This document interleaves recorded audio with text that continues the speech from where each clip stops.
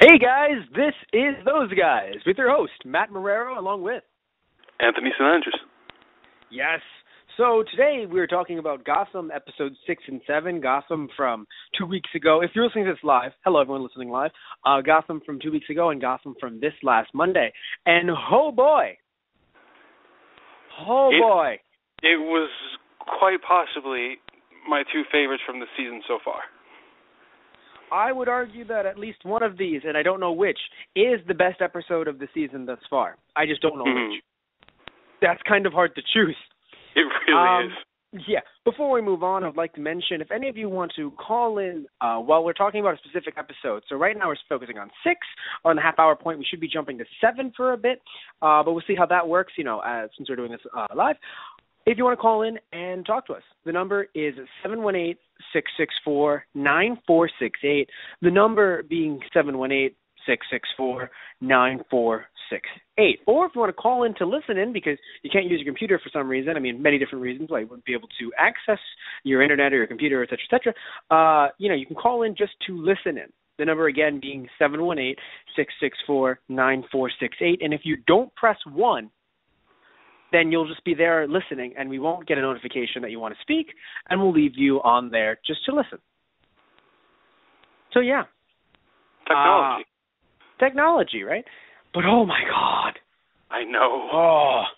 These two episodes, I would argue, if you edited them together, they could have become a movie. And I know it would have been hard with pacing and everything, but still, I feel like it could have became a movie concept where it's just, how about, it's something I think, maybe not even a Hollywood thing, but definitely, something someone like you or I would be like, what if this happened? Right? Like, what if, and then this, and then that? How would that work? And it would just be this, these last 2 episodes. Mm-hmm. Because, oh my God, I want to make words. I have notes, but I feel like discarding them just to say, oh my God, over and over and over again. There really is no better choice of words. Yes, but and what's really funny is when I looked at episode 7, when I saw episode 7, even though we're not there just yet, but when I saw episode 7, you couldn't convince me that it wasn't a season finale. I just want to put that out there. But, I honestly did feel like, is this mid-season finale? Like, even you asked me, is there going to be a break? I'm like, I should probably check because it feels like there's going to be. Yes, we'll get to that when we get to 7, but because as of right now, we have something major to talk about. The Goat Man, which aired October 27th, right before Halloween, which was nice, because it kind of just had that nice Halloween feel to it. I only saw it after Halloween, but still, if you're in New York in these fall months, you really like the dark and the dreary, even if it's a bit after Halloween. So seeing, the spirit of the goat with the Goat Man and everything, it was very interesting. And I think that it's the perfect mix of a comic book and TV series. This is where I want Gotham to be all the time. Mm-hmm. Because Balloon Man is fun, but it's just, this is where I want Gotham to be like all of the time, where it's just, not exactly this particular story, but the idea of, hey, look, I'm a little bit unhinged, right? Mm-hmm. And because of that, I want to be quirky. Because I'm a little bit unhinged, right? That's perfect. Or of course, another thing, the idea of, people manipulating things from the shadows with their vast intellect, right, is another great thing that I see in Gotham a lot, where not everyone has to be crazy in the way you think of, you think of the 2 men that were mentally ill who donned the spirit of the goat. No, someone like Oswald Cobblepot, the Penguin, someone like the woman who is the therapist. Mm-hmm. Things like that are also, people that I love seeing in Gotham more than, I hate to keep on using this example, the Balloon Man. I hate to use that example because it's not the worst thing in the world. It's something that I didn't really think fit Gotham. Or at least this early on, I feel. Yeah, at least this early on, or at least this edition of Gotham, where if you told me, this is literally like 1960s Gotham, I'd be like, Balloon Man, of course. Right? So if you told me this was an adaptation of the Adam West Batman, but years prior to that even, before he was Adam West Batman, I'd be like, I accept Balloon Man and everything that follows. I truly accept Balloon Man. But where we are right now in Gotham, it didn't really fit so much. But Spirit of the Goat. Yeah. So how do you feel? I loved it. It was interesting because before I saw the episode, I read a synopsis online that was really poorly done. Gordon and Bullock will attempt to find out the mystery behind the man that is the Spirit of the Goat. And I was like, it's going to be Balloon Man. And I watched the episode, and oh my God. Yeah, it was just right? it was unbelievable. And there was just so much good in this episode. Like, I can't even think of anything negative to say about it, to be honest with you. But I think probably the highlight for me was the way they depicted Bullock in this episode. Yes, most definitely. I think that many things that he did in this episode really made me rethink I don't want to call it a genre, but the cliche, I guess, in detective and in cop shows where it's just, we got a copycat killer on our hands. That aspect where it's been done so many times, and I feel like most of the times that I've seen it, it's done in a way where, it's like, damn, killing more people, and I can't believe this, but we killed him last time, what's going, like, it's always the same kind of shtick that I think with what Bullock said this time, it really hit me, where he said, I solved this, right, which, just some, they might think of it a bit more like, oh, well, like, that sounds a bit, I don't say arrogant, but, very selfish. Like, oh, no, but it's the idea that you worked so hard and you did it. Like, the case was solved. The person died. Everything has been wrapped up. Why is this happening again? And I can really kind of take, while I am not a police officer, I can really, I think, connect with that. The idea of you did something. Like, you did this. In a way, it's like, it was done. Right? Where for other shows, for some reason, it feels like movies, it feels like it's like, damn, not this again. We got to deal with this again. Oh, where this time it was just, no, you misunderstand. Now, and also the fact that he was killed. I mean, he died. Exactly. And it was just, you sit there and of course, you're led to believe in a way, right? Which is nice that it wasn't really thrown in your face, but it was kind of a little subtle. Was, is there a legend of the goat? Spirit. Is there a Spirit of the Goat? Is this, what is it? What am I thinking of? The Spirit? The popular comic book that was adapted to The Spirit of the Goat? What is this? So, you really sat there and you were wondering kind of what was going on for a bit, because while most of us who just, enjoy Batman, we're like, oh, nothing supernatural. Supernatural things can appear, but Batman is very much grounded detective work. But that does not mean that, there isn't an extended universe out there with people like Superman and et cetera, et cetera.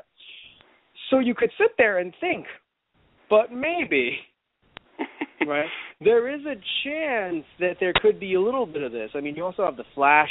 I know airing on different networks, but you have The Flash, you have, just a bunch of other stuff that connects. So for a bit there, they could have made you think, Spirit. Spurs. But no. It was actually the butler. Come out here, Alfred, you murdering bastard. The butler did it. Except that the butler didn't do it. The therapist did it, but that one isn't as catchy. The rapist did it. That one. By the way, I don't say that to make light of rape. I say that because for some reason they had Bullock quote Sean Connery from, quote unquote Sean Connery from Saturday Night Live. Which, that's where I heard the joke. Yeah. Yeah, and I just love the fact that they put that in the same scene, where it's like he goes from saying that to immediately solving the case in 2 seconds. Yeah. He's like, it's a funny word, therapist. It can mean therapist, the rapist. By the way, I figured out that you're the killer. Yeah, and by the way, another joke. Not so much a joke. You're actually a murderer. Something very interesting. I'm surprised that she went with it. By the way, I guess she was kind of under the idea that she had the guy hypnotized to kill Bullock in the worst case scenario. I guess, and then I guess she got shot, and I was like, this wasn't supposed to happen. I guess. But speaking of, as you mentioned about Bullock, jumping back to that, I really enjoy everything they did with Bullock in this episode because at first, I mentioned the damn not this, the idea of I solved this. How is this my work? I think the word, we put into this, but then also seeing how he treats his old partner. Yeah, I was hoping you were going to bring that up. And how his old partner looks at him, where it's just be careful, sir. That guy is always jumping in, thinking that he's thinking that he's the hero, and you sit there and you think, you were completely with Gordon and thinking that's not how Bullock is at all. Exactly. And then I loved how they actually panned out into the hallway and showed Bullock talking to the nurse, saying, you can just forward me the medical bill whenever, and make sure he's still getting those magazines that I order for him. I love the magazines thing because she goes, those are not good magazines. Is he getting them? Mm-hmm. And also the idea that, and they're, which is strange that they're addressing this, by the way, because they said that it was 10 years ago, but apparently they're trying to say that the fall put him into a wheelchair. Mm-hmm. So were they saying that he was working in a wheelchair for the next 9 years? Or are they saying that it just... I don't really understand. Yeah, that's what kind of... And if any of you have a better light on the subject, again, the number is 718-664-9468. Definitely call in and school us. But as of right now, we're going with the impression that it just felt strange because, again, there was it was basically implying, that's, I put you in that wheelchair. And you assume that it was the fact that he fell through the thing. But that was 10 years ago. And only recently did they say that he needed a new partner. Mm-hmm. Either way, what matters is that Bullock is a very nice guy, and clearly things like that changed him. Clearly. He actually... Because, one of the immediate thing that I picked up that I thought after seeing that flashback in the beginning of the episode was what the hell caused him to shift that much in 10 years? It's the fact that I assume anyway, because we're working on, just assumptions right now at this point in the story.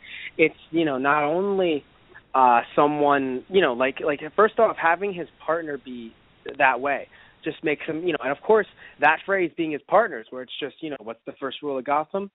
Don't be a hero. Gotham has no heroes. And it's shit, that will change you.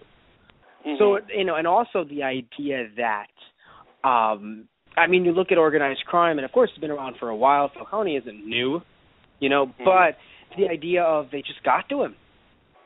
And also another strange thing is you look at Bullock, right? And as of right now, right, according to what we've seen, I don't remember comic book lore because I don't remember Bullock that well personally, other than the fact that I love him. But Bullock has no family. Yeah, as far as I know, he doesn't. And that could be directly tied into the fact that if he has to get hurt, it's only him getting hurt. In a way, that itself is heroic. Because he could have had a wife and kids, but he doesn't have one. Exactly. He doesn't have a wife. He doesn't have kids. He doesn't, he apparently, because if he, even though he does care about himself, obviously, but still, at the end of the day, if he has to take a bullet, it's only him. It's not, when you look at Gordon and you look at Barbara, that's someone else Gordon has to depend on. Where with Harvey, it's just himself. Exactly. Yeah. But anyway, so either way, I'm really enjoying what they were doing with Harvey, showing that he does have a heart. It's just the idea that he also does want to live. He wants to possibly make some more money if he can. But honestly, I don't even think it's about the money for him right now because they never really show a situation where it's just, hey, Harvey, I'll give you this much to look the other way. No, it's just the idea of, hey, Gordon, you want to live here? Look the other way. Mm-hmm. Hey Gordon, you want to live another day? You want to not eat through a straw? All right, look the other way. Come over here. Oh, hey, we have a little errand to run. It's nothing major. We have to kill someone. But hey, guess what, Gordon? You want to live? Perfect. Look the other way. Kill that guy. It's just about his life, but it isn't really about the money, about pursuit of power. It's just if you want to survive, this is what you do. And at first, he may have been different. But even if he wasn't different, it also shows the contrast between him and Gordon, but then also makes us think, will that be Gordon one day? Now, we know it's not. But for any viewers, it makes you think, wow, will Gordon be that way one day? Will this town break Gordon? It won't. It won't, but we know it won't. But it's still a very interesting thought, where it's just, will they have Gordon turn to the dark side in season 2, and then not be dark in season 3? Will that happen? Will Gordon die and come back to life? I mean, it's comic book, but no, he won't. He could. Have they ever outwardly stated Gordon did not die once? Yeah, they did. Really? I believe so, yeah. And I mean, what I'm saying is, in comic book land, has Gordon ever said, yes, I've lived all these years without dying? Has he ever been asked if he died? It's not like, honestly, it's not a direct thing. It's more of he's made a joke. Well, I haven't died yet. Damn it, that is true. But he could be lying. Possibly. Gordon is lying for humor's sake. Gordon is actually the Joker. The rumors were wrong. Oh. Penguin isn't the Joker. Gordon is. The ultimate plot twist. The ultimate plot twist. Joker, just the ultimate plot twist where it's just Gordon is actually the Joker. And then because of what the Penguin did, he feels bad. So he changes his name to Jim Gordon. Barbara's just fine with it.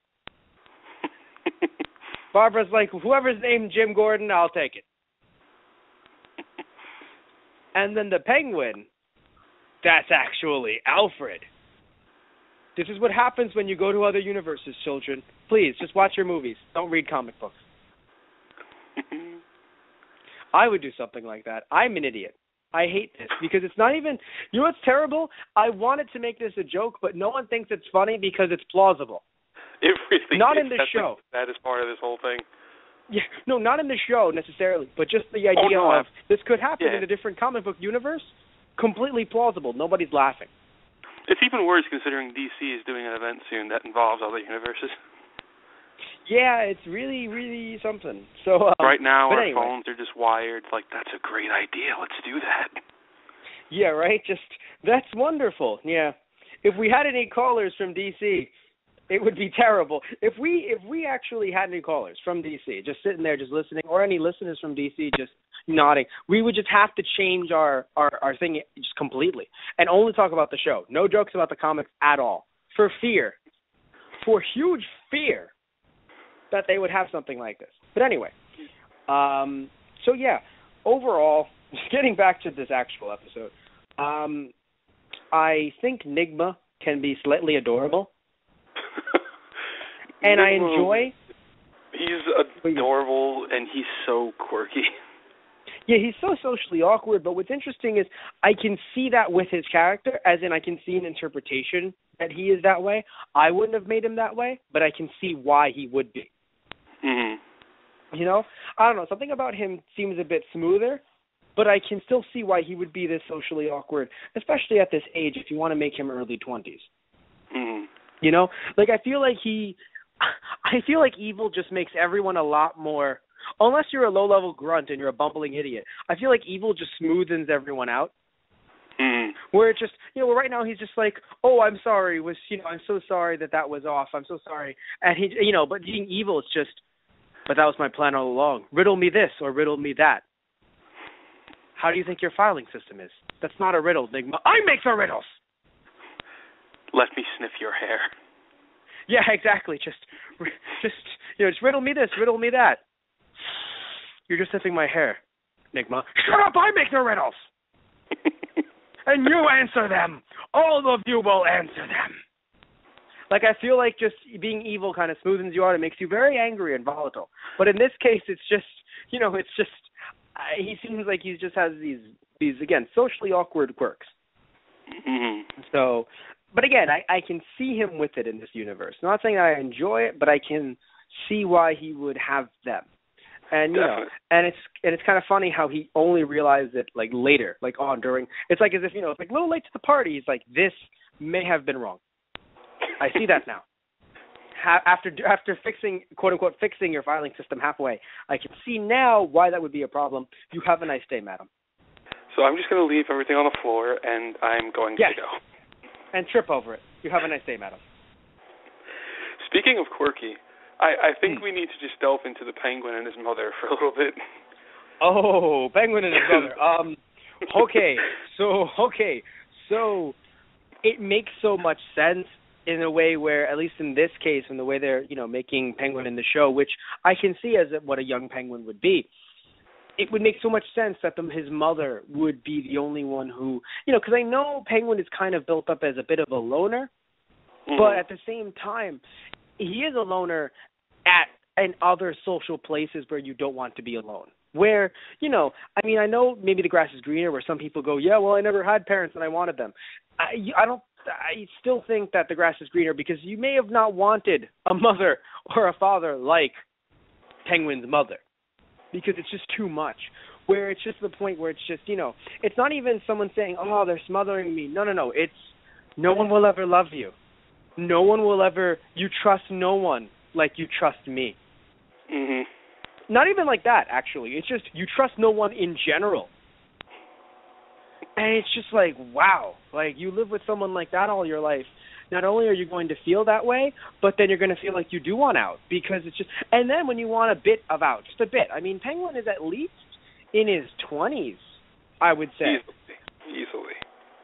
Yeah, easily. I mean, maybe if you want to say, oh, he's only 18, it's like, no, actually, I understand if Penguin's a bit more in his 20s because, 10, 20 years, yeah, he's a bit older. Like, I'd rather him be in his late 20s, honestly. And also it adds to the creep factor where it's just, you want to leave. You're in your mid-20s, and you're like, well, I want to leave the house. And it's just, no, but you can't. And every parent does feel that to a certain degree.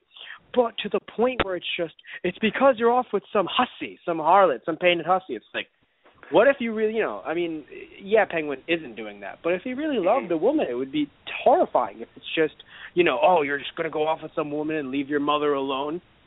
Exactly. It's just these tactics and all this stuff that she has. It's just, she is the villain. She is the true villain. She's like, Mother, I made a good, true friend. He's a cop. Are you doing anything illegal? No, just delivering cannolis, Mother. That was also great. I decided I didn't catch that for some reason. I don't know why I didn't hear him properly, but when you said that, I was like, oh, God, he did say actually, that. He never said he was delivering cannolis. That was just, I added that. Oh, thank you, because he said something that I didn't hear. No, he said something I didn't hear it either. I rewinded it like 2 or 3 times. I still can't make it out. Okay, and I thought he said, because he would say that. Because the asshole that is the Penguin would say, I'm just delivering cannolis, Mother. Deadly cannolis of death. Zaz, why are you in my bathtub again? Sorry. My bad. I'll see myself. Is this the hussy you were with, Oswald? No, I'd rather just... Bye, Mrs. O. Bye, dear. But seriously, I just, yeah, with the Penguin. Oh boy, I mean, he's also my favorite character currently on the show. But it's just crazy how, his mom basically made a villain. Where if his mom could run Gotham, arguably. I believe his mom could run Gotham. Like, I believe it's just, and by accident too. It's just, everyone's just thinking there. It's like, we gave her the Falcone. It's like, Falcone, why did you give my mother the position? I'm sorry, she guilted it out of me. She literally she's just sat there. She goes, well, I mean, come on, why am I not running Gotham? Whoa, what's the problem with Nothing. You know what it is? You don't love me. No, of course we do, Mrs. O. No, of course we love you. He's like, so you're just going to run off with that hussy? No. I don't care about. Immediately Falcone breaks up with the girl that Fish Moody put there. Falcone, he's like, Falcone, how the hell did this happen? I don't even know. Yeah, and what did Fish do? She tried to kill her, but then put the knife to herself, feeling very inadequate in her life. Because how long did it take Oswald's mom to do it? About 5 minutes. She just mentioned the word hussy a lot of times, and it just happened. It just happened. She just felt so inadequate. Fish Mooney, oh my God, we should stop right now. We should actually, well, because it's weird. We're getting so off topic, I think, because we can't sit here and say bad things about the episode. And, you guys saw the episode. And you guys, I'm assuming, liked it too, because no one has called in 718-664-9468. No one has called in to say, we hated it. So I'm going to assume that everyone loved it. but no one hated it. And the only bad thing, actually, that I really want to pick up on, maybe before we move on to the next episode, is that I think it was bad that we didn't see a lot of Fish Mooney and a lot of Falcone in the episode. Maybe you could say that it was because we were going to see so much of them next episode that they were trying to get them out of your mind, or that they were trying to do what some could consider the comic book filler tactic, which is just you don't really have some of the key players in there so that, you kind of see them a bit later and it kind of hits you more because they really had more to do in that episode, in episode 7. But in 6, we barely saw, I don't think we saw them at all in 6, which was really kind of shocking when you thought about it. Yeah, we didn't see them at all, and it's weird because I can't really say it's a bad thing. I see it more as like a weird thing because in a way, I'm glad we didn't see them because we did see them a lot in the past 2 or 3 episodes, especially the Arkham episode. We saw them a lot going over the land feud. So in a way, it was nice to kind of just take a break from them, focus. It was a very Bullock-centered episode, in my opinion. And I think that was a really good thing to do, especially since the episodes have gone from 16 to like 22 episodes for the season. So I can get that. Yes. So I don't think it was bad, just a bit weird. Well, I think it was weird because it was already filmed in advance, and I think that they were possibly planning on doing something a bit different with these episodes if they were meant to be only 16 episodes. But we'll get to that in a second. But anyway, so yeah, I found, of course, Bullock-centered episode is amazing. Because it really worked, and it made you kind of think a bit differently about Bullock if you don't know him from the comic books. And if you do know him from the comic books, you can go, perfect, that's the Bullock that I know and love, and that we'll get to see eventually. So anyway, but of course, still, the problem that I found with not having them in this episode, I think, was more so that it really made me sit there and think, why is Gordon just allowed to do other things? When we have Cobblepot out here, we have this coming over here and this over there. And I think that they really, but the good thing about this episode, though, was that they were building up to a possible arrest of James Gordon, which culminated at the episode, which I think really did matter, like, a lot. And another person that we didn't see that I think was a bit of an issue until we saw her for 5 seconds was Selena Kyle. Yeah, she hasn't and then gone when we, Yeah, and then when we did see her, it was absolutely frightening. Not for frightening in a way of not of, like she's scary, because she isn't scary at all. It's scary that, yes, this is pre-Batcave, Bruce Wayne Manor. But at the Wayne Manor, gotta amp up security just a bit, because if the spirit of the goat wanted to kill Bruce Wayne, he would have. Easily. So that's all I'll say. And of course, boo to you, Alfred, who you just immediately took the word of a child, which just, who would he take me away from? Jolly good, sir. Leave all the doors open. Who gives a flippity flam? That's totally how they speak in Britain. It's not how they speak in Britain. But still, it's just, although I will admit I was happy with Bruce solving the case before the police. I thought that would have been brilliant. Just Bullock goes, and I got this because a little child thought about it first.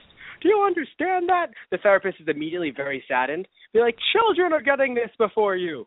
Children found out your scheme was nothing. But, and of course, Jim and Barbara made up, which was nice. But another thing that really makes you think, oh, this episode was planned out in a 16-episode series or something. Because shorter than a 22-episode or 23-episode series. But yes, so before we move on, I love the therapist. I really did. I loved her character a lot because I love the idea of her. Just like there are still people in Gotham who aren't just killing. They're a bit more like Edward Digma will one day be. A bit more like Cobblepot will one day be. Just these, these thinkers. And but anyway, the shot of Cobblepot standing there and Harvey losing it is a brilliant shot. Oh, I love the camera angle too. How it just immediately angles right in between Gordon, Harvey, with Penguin straight in the middle. It was just done so well, and it's the reason why I recommend this show to all of my friends, even to ones that don't watch Gotham. My mother watches this, and I had to explain to her that it was Batman. She just enjoyed it so much that I had to look at her and be like, Bruce Wayne is Batman, Mother. That's Batman's story. She was like, oh, okay. It was really funny because for many people out there, I don't think a lot, but for still many people out there, it's just the idea of, it's like, oh, that young boy, his parents died by getting shot. Ooh, it's a crime drama. Gotham. Any place could be called Gotham. And it's just in there. It's Batman. It's freaking Batman. But city anyway. could have a cop named Gordon and Bullock. Yeah. And it's any city can have people named Penguin. But anyway. His name is Victor Zsasz. That's a good Christian name, that is. Moving on, right, to episode 7. This episode really reeked of mid-season finale. I would argue season finale, honestly. And I think that the episodes have been pushed together because, according to you, there's no break. So the episodes have been pushed together because of the fact that maybe they're currently filming, or did they start filming the new episodes yet? I'm not sure. I haven't heard anything on it yet. I feel like they had to have at least started pre-production at least. Yeah, I assume that much, because they could have just been told, hey, everyone, get this done quick. We got to get this done quick. And, maybe episode 16 will be the break. Mm-hmm. But it's still, or if they were going to do 2 season breaks, because, 16 episodes, and this is going to be 7 so far, they could have done something strange like that. Maybe there could be another break that they're planning, or it could just be awkward, where they do one break and we sit there and go, that wasn't a break-worthy episode, because it wasn't meant to. Exactly. There's a lot of things they could end up doing. But as of right now, this was just season finale level, and it was just brilliant, because everything about this episode made me happy. Everything. I'm trying to look through my notes again to see. There was just nothing that I hated about this episode through my notes. Anything you disliked? Not hated, but disliked at least? Single thing. Not a single thing I disliked. I'm happy to hear it. I'm really happy to hear it. I will ask this. Yeah, Zsasz. Oh, sorry, ask the question. Oh, no. I was just going to say the question I would ask in place of that. What was your favorite scene from this episode? Ooh, that's a hard one. I was going to say that's a hardie, but that's a weird sentence. It might be the fact that Bullock had a hooker, or would look like a prostitute. I'm not saying that she wasn't a prostitute, but I'm saying that actually, she didn't have to be a prostitute. I feel wrong, but I think they were implying that it was a prostitute with how fast he found her. Either way, she was beautiful, though. She was seriously beautiful. But anyway, so, I think that was my favorite scene, and I only say that because you sit there, and you really relate to Bullock in certain ways, where I sat there and I thought, I have to admit, I would have sex before I died if I knew I was going to die, because Bullock does not see this the way Gordon does. He feels like he will help Gordon, but only because he literally has nothing else to lose. So he's sitting there thinking, I'm going to drink, I'm going to have sex, and then I will die. That's what's going to happen. He doesn't know how. He's just like, the second we leave this apartment, we're going to get shot. We will die. That's just how this is going to go. And it was just so much good. My question to you, I can't believe I almost forgot this. The situation where Gordon breaks up he ends up saving Barbara. That was 6, wasn't it? Or was that 7? When he saves Barbara from Falcone? No, when he saves Barbara from Mooney's men. Oh, that was 6, yeah. Darn, I can't believe we skipped over that. All I want to say is that made me giddy as hell. And I'm very happy that they were able to show Gordon, kick some ass, because he was going to put the gun down for a second. And I was just like, you know what? No. I will take you guys out as soon as I can. But anyway, moving back to 7, we had Zsasz appear. And Zsasz is just glorious. And it's a huge thing, by the way, to have Zsasz. It's just... Oh man, I can't even think about I'm sitting here just thinking of Zsasz. And if any of you out there maybe don't know Zsasz, because he's not the biggest character in the world. He is a serial killer, right?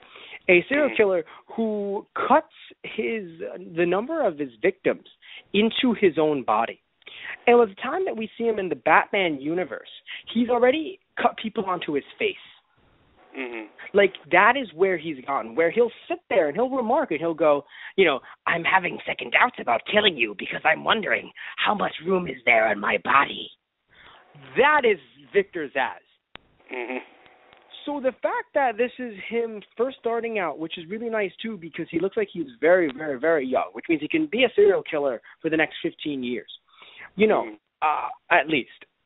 It's very interesting, I think, to just have Zsasz be the hitman, because it also brings up a very nice question of, when Falcone said, anarchy is worse than this, it makes you think, if the establishment, if the mob is broken up, what will happen to Zsasz? He'll become a serial killer, but will it become more frequent? Like, is this basically their way of saying, we only give you hits right now? We'll pay you for it because, hey, if you do something good, don't do it for free. So you get paid for it, but at the same time, it is, he's technically kept on a leash.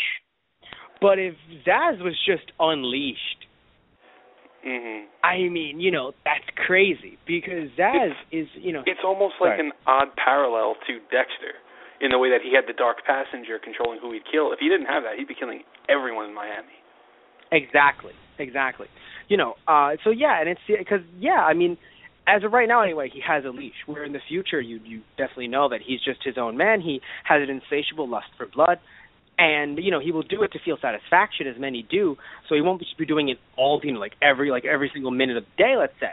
But if you have your entire body covered up in these marks, you're doing it a lot. I'll say that much.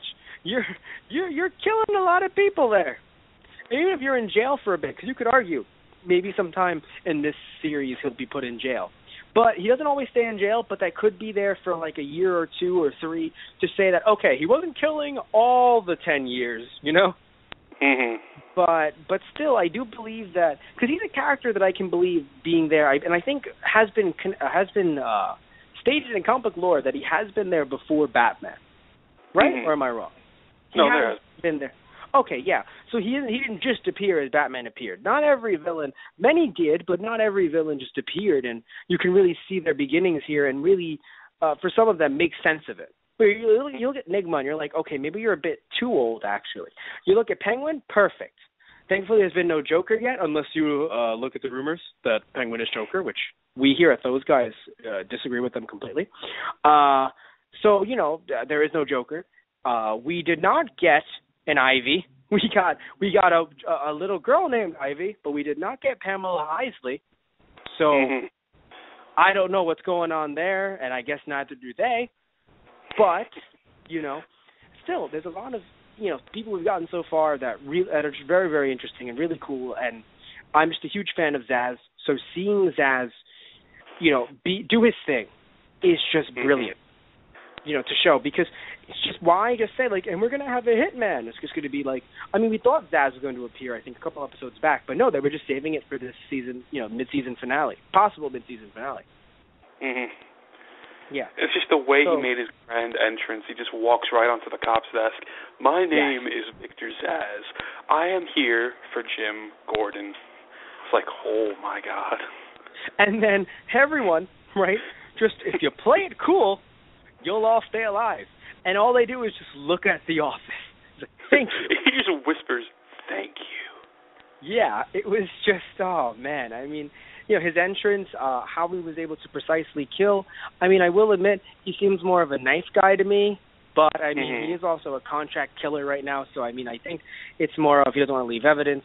But, in the future, he's more of a carve-him-up kind of guy. But at the same time, he even made some nice little, some lines there where it's just, alive is a broad term. Alive can mean many things. A man with no hands is alive. And I sat there and I thought, damn straight, Zsasz. A man with no hands is alive. Cut off them hands. I don't know why. I was like, wait a minute, Gordon's the enemy. Never mind. Keep Gordon alive with hands.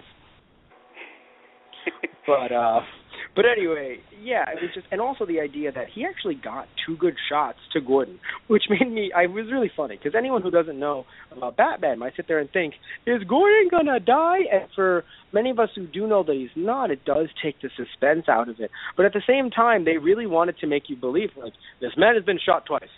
So, I mean, he could, in theory, die. Penguin could become Gordon. Think about this one. Because I sat there and I was like, he got shot twice. That's pretty bad.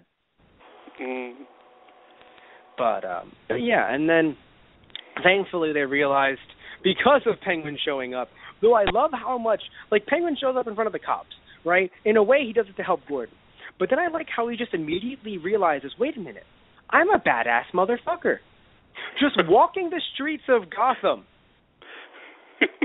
The whole beginning of the episode, just the music to that whole walk sequence was perfect. No, in my head it's just like, you can tell me by the way I move my walk, I'm a moon, no time to talk. Like, he's just like, yeah, that's me. I'm Oswald. Who else but Oswald? It's like, you son of a bitch. I mean, speaking of Oswald, I think he had the best scenes in this episode. I mean, his dad was great. But one of my all-time favorite scenes from this episode was probably right in the middle when he's leading, God, what is his name? Maroni. There we go. He's leading Maroni's men to Falcone's, like, little cache of weapons to steal the money. And Maroni's guy is going to turn on Oswald, and he's just pointing. He goes, "What do you stand for?" And his guys grab him. I was like, what? He goes, "You're too cheap with your men." I was like, oh, my God. Like, that whole sequence for me was amazing. It was, because, I mean, you know, and it's crazy because it makes so much sense. Where obviously this has been talked about before, but I don't, you know, in the sense that it's not like the writers just created it. Obviously it's something that has been, you know, said by, you know, famous people in the past, but I can't pick them up off the top of my head. But I feel like that's something Sun Tzu would bring up, right? Where, because it's so accurate in a way where, like Anthony, right, you do custom figures, something that we'll talk about a bit later, but, you know, to promote you. Shameless promotion. So you make custom figures. How would someone attack you when that is your passion? They would cut off your hands. I don't like where this conversation is going. No, no, I love you, Anthony. I would never cut off your hands. No one would ever cut off your hands, I would hope. But the point is that, you know, it's not as if that was only appropriate to that scene is what I'm trying to say. Where it's like you look at Batman, or you look at Bruce Wayne, and how would you combat him in his passion? Well, the biggest hit to him, I think, would be by giving him a throat lozenge. Like, if you immediately throw a Ricola in his mouth, he will immediately just, I am the Batman. Oh, God, that's Bruce Wayne. It sounds just like him. So immediately, that is how you attack Batman's passion, by throwing throat lozenges into his mouth. Ricola, Halls, you know, all those stuff. Just throw them right into his mouth, and he will have to stop fighting crime because he sounds just like Bruce Wayne, oddly enough. Most definitely. But you're trying not to laugh so hard, and stop it. So much. Just stop it. Just, you know it's funny. Stop it. He's being an asshole because I mentioned the cutting off the hands comment. He's like, I'm not going to laugh at his jokes all night. It's not going to happen. It's not going to happen, bro. It's not going to happen. But yeah, so seriously though, no, that scene was brilliant because I didn't even know where the hell Penguin was getting at. Because the thing is, when he said, you have a problem, right, I thought he was trying to manipulate him to get him on his side. Because like he did with, where it's like, the problem is that you don't stand for power. And in this city, you need to have power. So join me to go against Maroni, right? Like, I thought that's what he was going to do. And no, it's just, you know, the problem is that you're a cheapskate and you don't pay your men enough. And I was like, sorry, Frank. And I was like, no. I know. I was like, because these writers, they're just really, really good. Where I feel really bad that they're working with Fox because I assume they can't go and work on Arrow. Because I'll admit, I haven't seen Arrow in a month, and we will be doing some Arrow shows shortly this week, and and I'll be watching some Arrow just to be able to do the shows.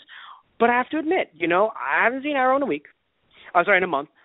But from what we saw, just of this season and a bit of last season, it wasn't bad. It's just you look at Gotham and you think, wow. Yeah. Someone really thought about this. To the point where it's like, I feel as if the writers, or at least, the head writer, just had these scripts at his house. And they said, hey, would you be able to write the series? Sure, why not? Or, hey, we're looking for someone to write Gotham. I have this fan fiction, right?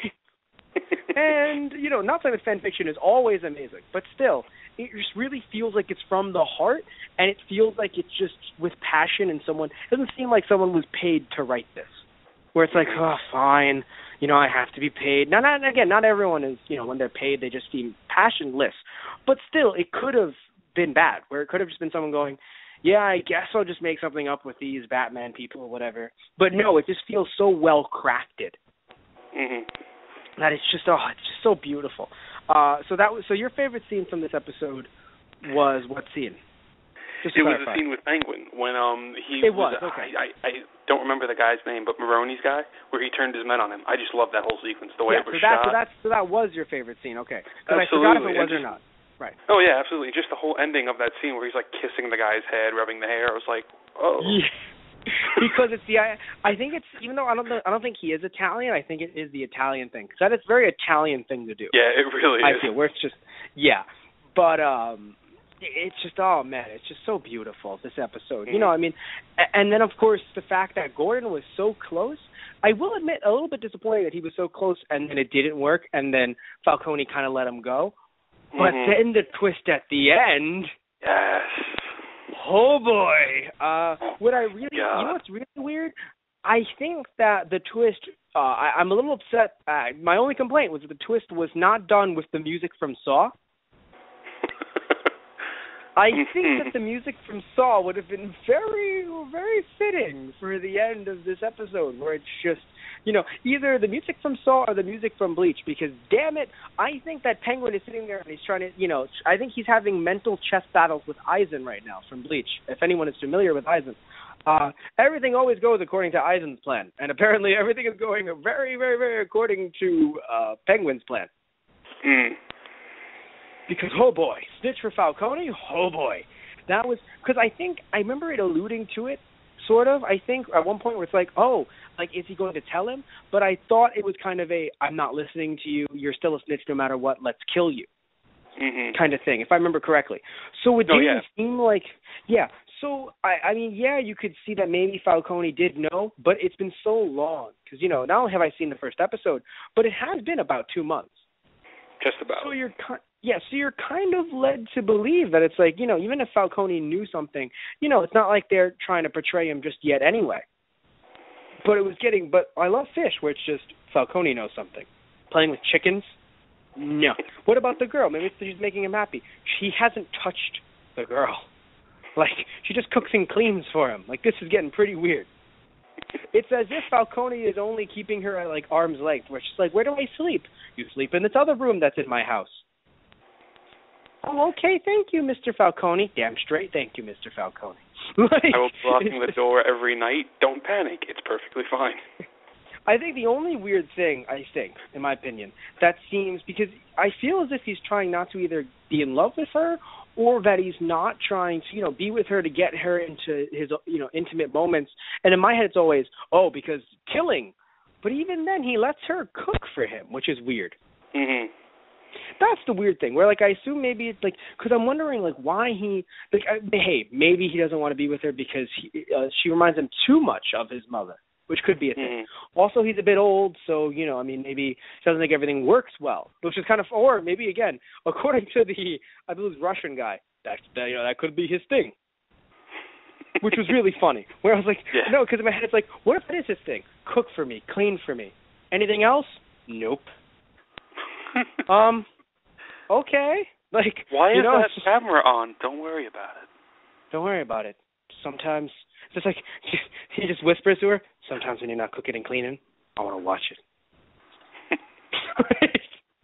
But, by the way, we're not making fun of anyone who may actually have that as their thing. Hey, good for you. But in this case, I think you can see the comedy in it, where it's just, it's where, especially how everything ended up. It's just like, this is beautiful. This is just beautiful. And also, something very interesting, too. The fact that Falcone was not bluffing. Wasn't that kind of interesting? Where it's just like, it's like Falcone does not bluff. The man was right. The man said, "Hey, listen, I'm not lying. We have your girlfriend." I was gonna say wife. Just Harvey Not yet. Bullock Almost there. the entire time. Jim, this is pathetic. You fell for his bluff. Whoa, he wasn't bluffing. It's like, okay, so he was right. I like that. It's like, Jim, bluffing. Correct.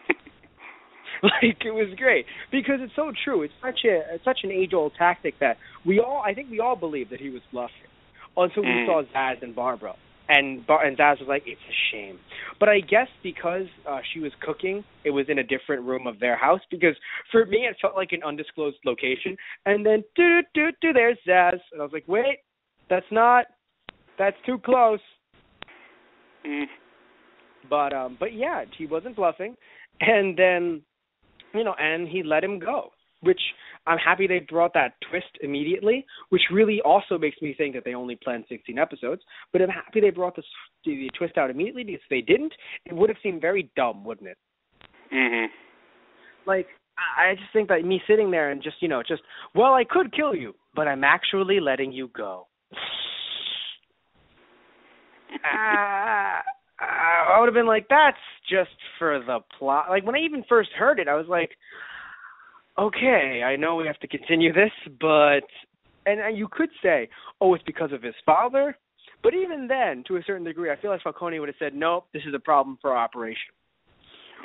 But when you have Penguin here saying, actually, sir, here's why this would work, you sit there and you go, oh, wait a minute. Actually, you know what? I mean, with everything that Penguin has done so far, I mean, hell, you can give that guy anything, honestly. Pretty much. Like, if Penguin did all that for me and made me realize, like, wow, this is literally how it's going to go. While I could be worried that you are a snitch, I will admit that's that's a fact. Like, I could be worried that you're a snitch. At the same time, it's just me sitting there going, but you have done so much for me already that even if, as of right now, you are a huge asset. And you could be elsewhere. Because that's the thing. If Falcone said no, right, it's just there's so much that could have happened. I mean, Gordon wouldn't have done it anyway. Let's say it was Gordon. Because in general, it fit very well. Where it's just this is an initiation for Gordon. So Gordon tries to kill him, doesn't work. And then what? He ends up going to Maroney? That would have been horrible. Yeah. Yeah, but I still like that Penguin killed that guy anyway. Even though he's working with Falcone, I like that he killed Maroney because Penguin, is just leading his way everywhere. Now, I wonder how he gets rid of Falcone. That's what confuses me because I don't think he's going to be the one to kill Falcone. I think somehow Mooney's going to do it, especially with the previews showing him meeting with Mooney. Yeah, I have a weird feeling that's going to happen there. Yeah, I don't know what they're going to do, but it's just so interesting.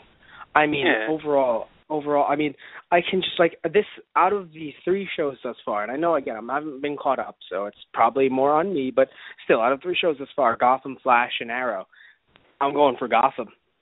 I gotta say, personally, I'm 1 episode behind for Arrow and Flash.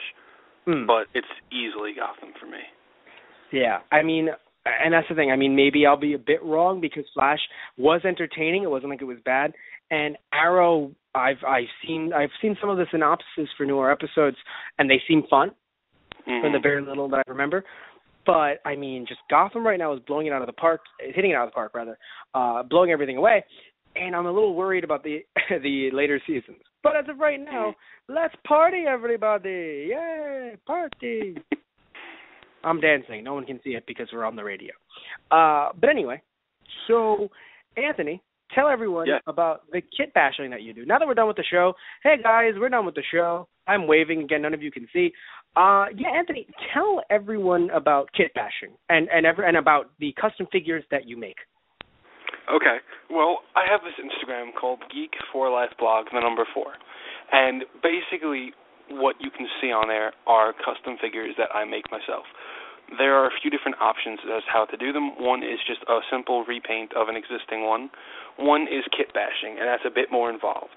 What you would basically do is, let's say you want a TV show accurate Gotham Penguin.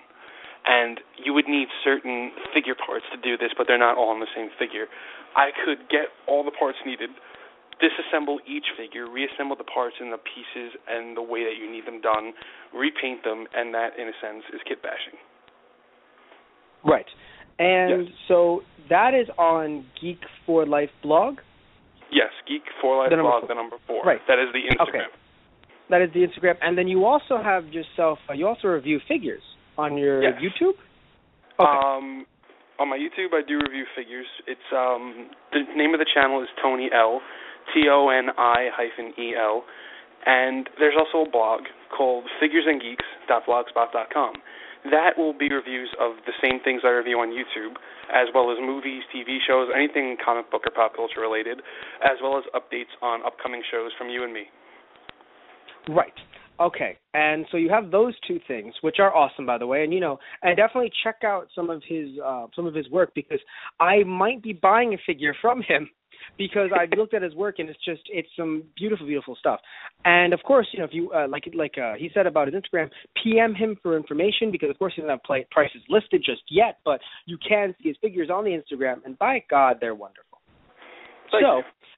Yes, well, I mean, I wouldn't, even though he's on the show, everyone, I wouldn't be building him up if he wasn't good. Don't worry. Well, there was a threat against my hands earlier. I fear the worst. It's not me that'll do it. It's me, Victor Zaz. Unless you make me a really cool figure. Why am I sounding like the Joker? Oh, it's starting to really get into Joker territory there.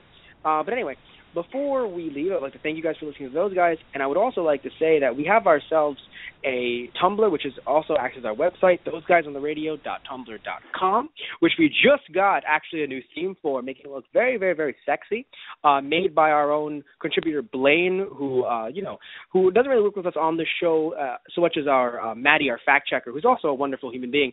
But Blaine helped us make this theme, and it looks so, so wonderful. So we have our thoseguysontheradio.tumblr.com, where you can check out our older archived shows.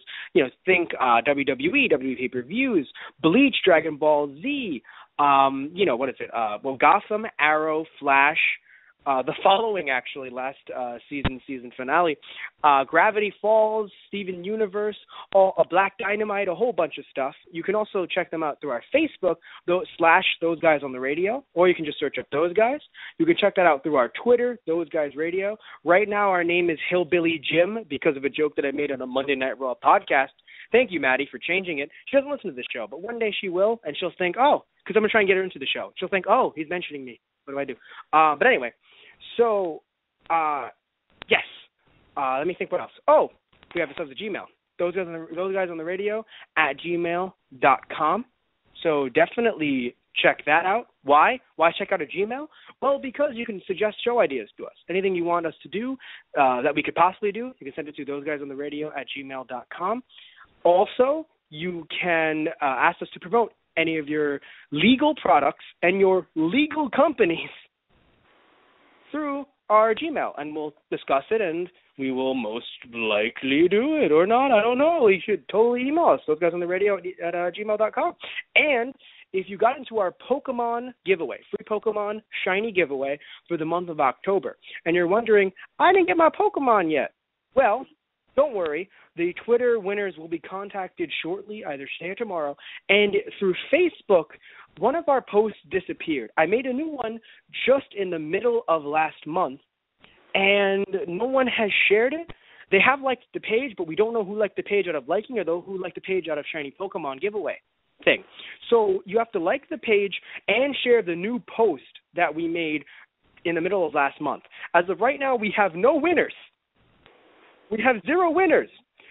So if we don't have any winners by next Sunday, the 2 Pokemon that will be going to Facebook, one will be going to a randomly selected Tumblr person, and another will be going to a randomly selected Twitter person.